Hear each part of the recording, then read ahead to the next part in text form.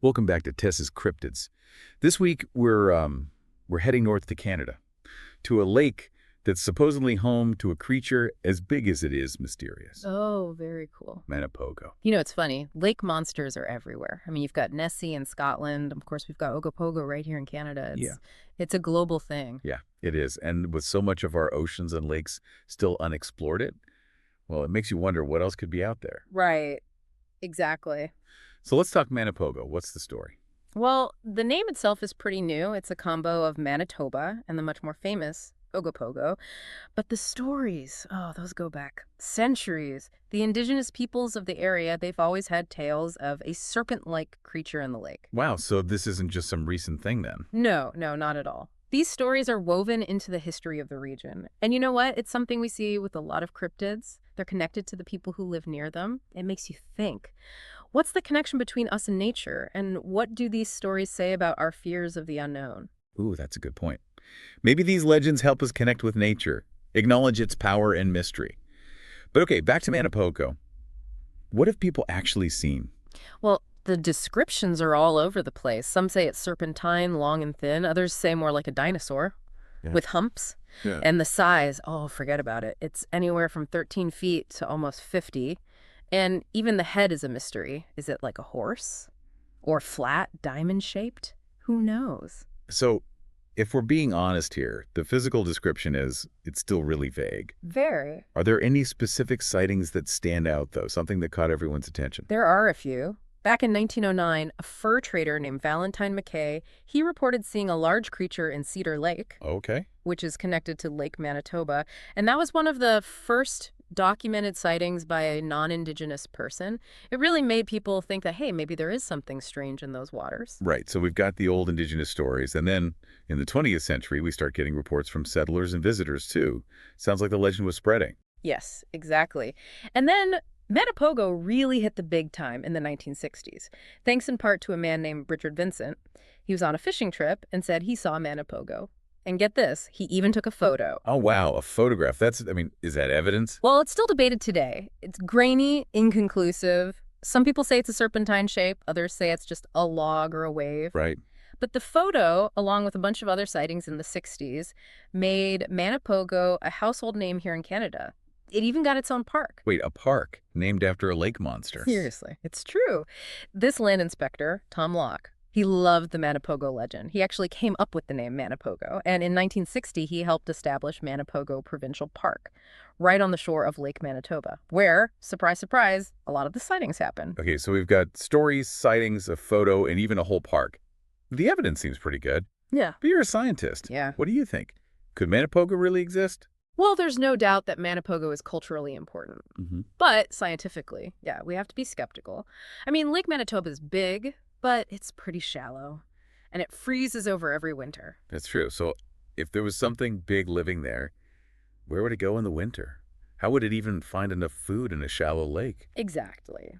But those who believe in Manipogo have some explanations. They say maybe it migrates to deeper water in the winter, or maybe it hibernates at the bottom of the lake. And for food, well, there are a lot of fish in Lake Manitoba, including sturgeon. They can get pretty big. So it's not impossible then.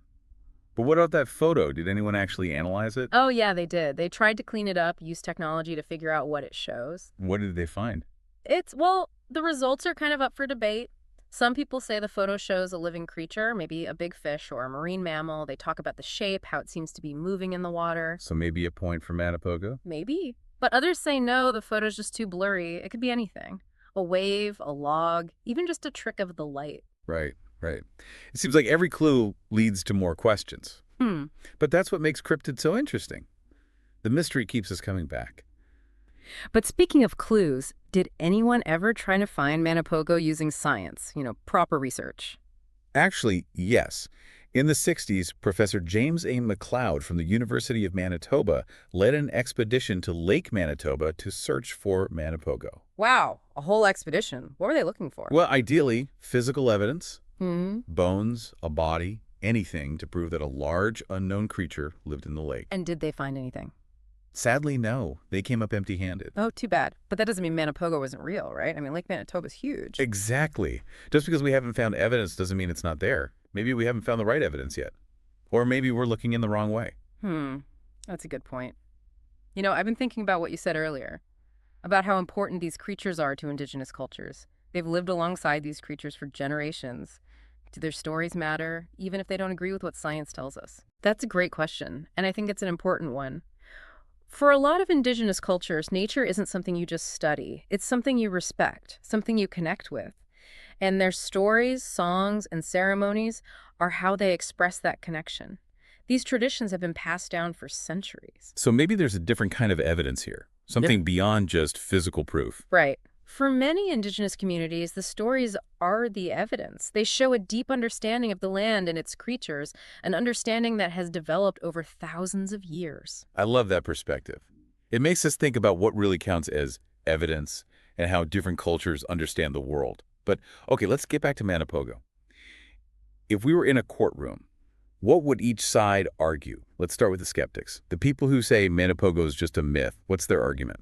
Well, as you might expect, they focus on the lack of solid physical evidence.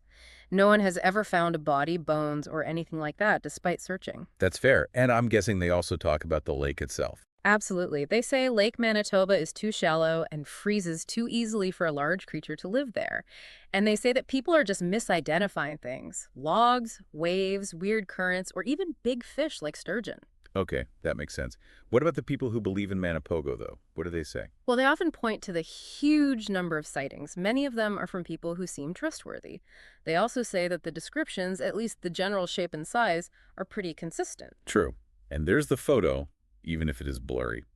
Plus, all those indigenous stories that have been told for generations. Wouldn't that support the idea that something is out there? Definitely. As we talked about, those stories are a big part of the culture in the region. They show a different way of understanding the world, one that science might not fully grasp, but that's still really valuable. So it's a tie then. The skeptics have science, and the believers have eyewitnesses and cultural stories. It's like a court case.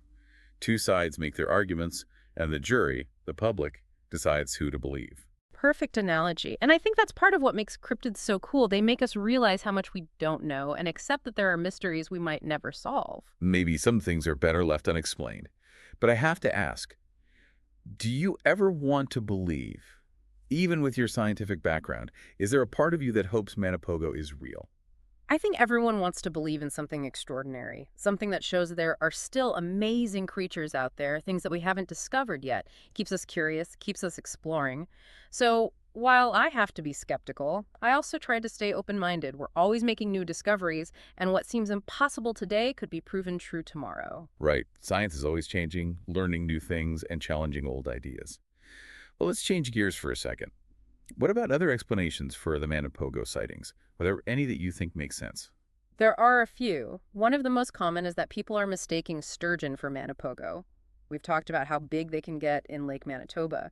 If you only saw a quick glimpse, especially in dark water, it's easy to imagine it as a monster. Sure, especially if you're already expecting to see a monster. But what about those descriptions of a horse-like head or a dinosaur-like cry? That doesn't sound like a sturgeon. True, those details are harder to explain, but there are other possibilities. Some people have said it could be otters. They're much smaller than Manipogo, but they swim in groups and make unusual waves. Maybe people are mistaking that for a bigger creature. Otters are playful. I could see how their movements might be confusing from far away. Any other ideas out there? Well, there's the classic log theory. People see big logs or debris in the water and think it's a monster. Yeah, that makes sense. Especially if the log is half underwater and covered in stuff. It could look pretty creepy. But what about the dinosaur cry?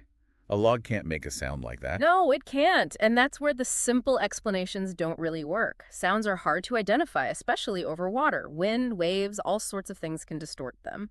But some people think the cry is actually a loon. They're common on Lake Manitoba, and they have a really eerie call. Oh yeah, I've heard loons before. They can sound pretty spooky if you're not expecting it. But it seems like we've looked at all the usual suspects, sturgeon, otters, logs, loons, and we still don't know what Manipogo is, so where does that leave us?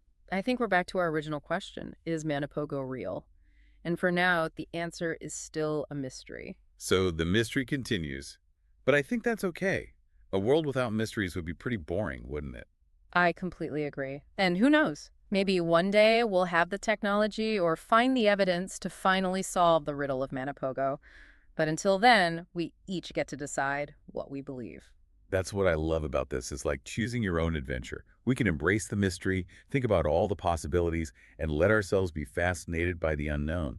But hey, why don't we take a quick break? We'll come back in a bit and talk about some of the most interesting Manipogo sightings. Maybe they'll give us some clues about this mysterious creature. Stay with us. All right, we're back.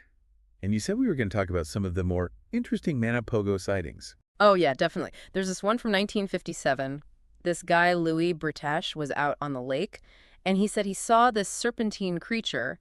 It lifted its head like 3 feet out of the water and then slammed it back down a couple of times. Whoa, hold on. It sounds like it was putting on a show, like it wanted to be seen. Yeah, it's a detail that you can't explain with a log or waves, right? Wow. It was doing it on purpose, maybe even being playful. Yeah, that's a good one for Team Manipogo then. What else have you got? Well, there's the one from Richard Vincent, the guy who took that famous photo in 1962. The interesting thing is he wasn't alone. He was with a friend, John Konefel. And they both said they saw this big serpentine creature about 60 yards from their boat. 2 witnesses. So it wasn't just one person imagining things. If it wasn't Manipogo, what did they both see? Right. And then there's the story from 1997, the one about the man from the Sandy Bay First Nation who said he killed Manipogo. Oh, yeah, the one where the RCMP supposedly covered it up. That's the one. He said he shot the creature while he was harvesting hay near the lake, dragged it to his barn, and then called the RCMP. And what happened? Did they take it away, like hide the evidence or something? Well, that's where the story gets a bit fuzzy. The man said the RCMP took the creature, but they deny it. No evidence was ever found. And a lot of people don't believe him. Huh. Another dead end then. But still a good story. It shows how strong this legend is, you know. People really want to believe in Manipogo, whether they actually do or not. I agree. And that's something we see with a lot of these cryptids. They capture our imaginations, make us wonder if what we think we know about the world is really true, and they remind us that there are still mysteries out there. It's like a bit of magic in a world that's lost some of its sense of wonder. But for every amazing sighting, there's someone who says it's all nonsense. What do the skeptics say about Manipogo? They make some good points. Like we've talked about, there's no real physical evidence, no bones, no body, nothing like that. And then there's the lake itself. It's pretty shallow, averages about 14 feet deep, and it freezes over in the winter. So how could something that big live in that? It doesn't sound like a good place for a lake monster. That's what the skeptics say. They say a creature that size just couldn't live in Lake Manitoba. But don't some people say that Manipogo could migrate to deeper water or hibernate during the winter? They do. And they also say that even a shallow lake can have deep spots or underwater caves. Maybe those could be hiding places. Right, maybe. But what about food? If there's a big predator in the lake, what's it eating? Wouldn't we see fewer fish? Yeah, that's a tough one. The people who believe in Manipogo don't have a good answer for that. Some say maybe it eats dead fish or other animals that end up in the lake. Others say maybe it only lives in the lake for part of the year, so it doesn't eat that much. Interesting. It seems like every time the skeptics say something, the believers have a comeback ready.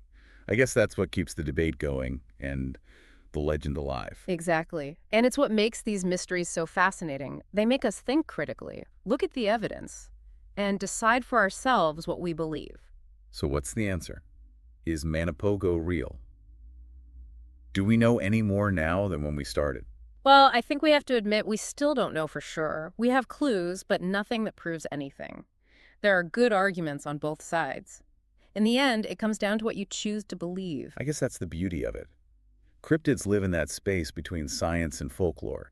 It's a place where our imaginations can run wild. Exactly. And whether we believe in them or not, they really get to us. They make us wonder about the unknown and want something more than just the ordinary. And that's a pretty powerful thing, that sense of wonder, curiosity, the reminder that there are still mysteries to explore. So even if we never find out for sure about Manipogo, I think we can agree that the legend is important. It's part of our culture. Totally agree. And who knows, maybe someday someone will find the missing piece of the puzzle, the thing that proves it once and for all. Until then, the legend of Manipogo lives on. It reminds us of the power of mystery and how amazing our imaginations can be. Well said. And on that note, we're going to have to wrap things up for today. But before we go, we want to hear from you. Do you believe in Manipogo? Have you ever seen something you couldn't explain? Share your stories with us on our website or social media, and join us next time for another exciting cryptid tale. Until then, happy monster hunting.